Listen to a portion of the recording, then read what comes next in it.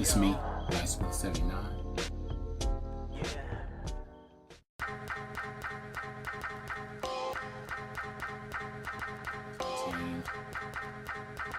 A bunch of PS1 games. I can just walk in and out of thrift store.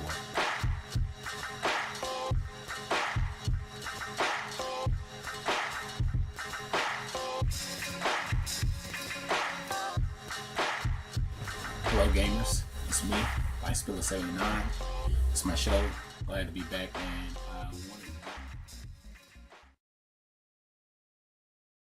hello gamers, it's me, SPILLIN. This is my show. Glad to be back to do another video. In this video, I wanted to talk about killing the hobby. Video response to HappyConsoleGamer, awesome YouTuber, and he was bringing up the valid point of what a lot of us gamers in the gaming community have been in an uproar, upset about, or just complaining about in general, how the market just gets flooded with overpricing. And his reason was because he wanted to get the new PS4, the 20th anniversary one, you know, as a collector's item, and you know, in your collection, because as a collector, that's what we like to do. We like to collect certain items, certain memorabilia, certain things that spark old memories for us, that has some sort of nostalgia to it. And so it was just upsetting for him because of the fact that he had to go through and click, and then at one point the site got over flooded.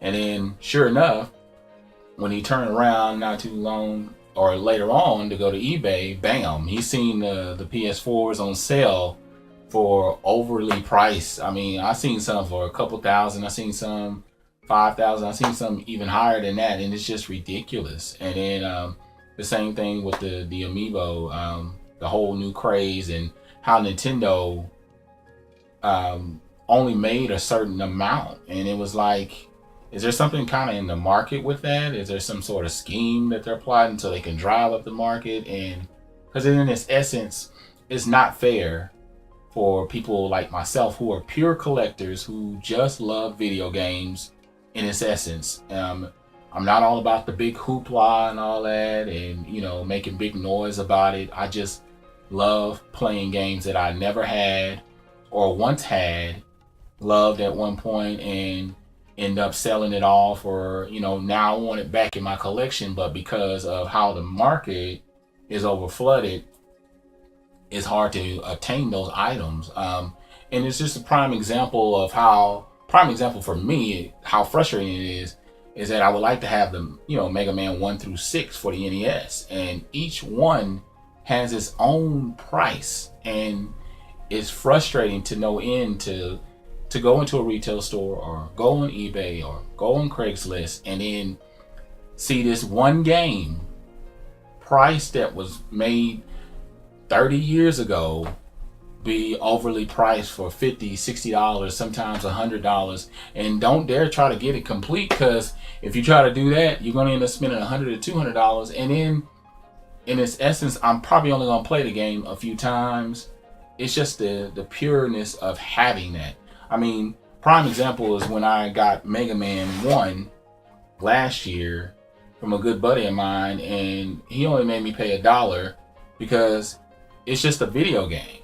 I mean, and that's all it should be. I mean, I know realistically, not every place is going to be able to charge you a quarter of the price that it's going for, and even the going prices. I think the big thing too is how these resellers frustrate us, not only collectors but just gamers in general, to no end. It's just like, I want to be able to have box Super NES games. I mean, I love the Super Nintendo. It is my favorite system of all time, and I know hundreds and hundreds of games out of that system that I've played at buddies' houses, at retail stores.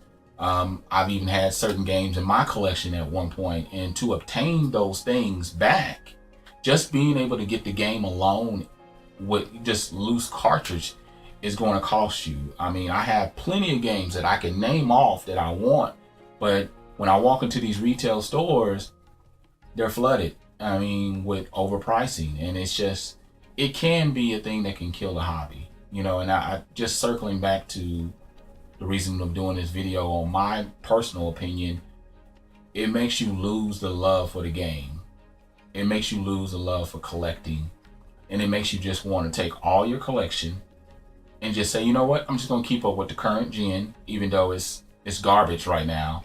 Some of the games that are being released and not fully completed and having patches, and you know, it just makes me go back to the old days of retro, when you put in a game day one, it was ready. There was no delays, there was none of this BS that's going on now. But it makes me some days just want to pick up my collection, and I mean all of it, and just sell it.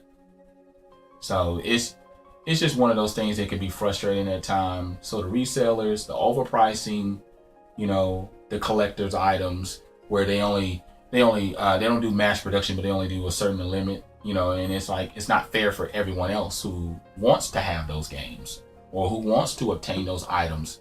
As you can see, I got certain items in my collection that I'm proud to have, but I want more. But I'm not going to go out and spend a grip for it and then turn around and feel like I just got swindled. So, but I still love video games. I still love collecting. It's just frustrating at times. Tell me what you think. What are your thoughts? How do you feel about the situation at hand with the resellers, the collections, and trying to build up? And do you sell off parts of your collection just to move on to the next gen? Or have you been a collector for so many years and you're just going to stick to it, no guns at all, or no bones about it? Other than that, tell me how your life is as a gamer. What games are you playing? Tell me what you're doing as a gamer. I'm LifeSpill79, and I'm out.